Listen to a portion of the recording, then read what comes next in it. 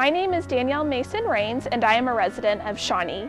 I first met Ed when I moved to town about 5 years ago, and one of the first things that I noticed about him is that he truly loves Shawnee. He has a deep passion for this community, and I got to see it firsthand as we worked together at Visit Shawnee Incorporated and Safe Events for Families on various projects and events. And his passion and commitment to Shawnee is why I am voting for Ed Bolt for Mayor of Shawnee.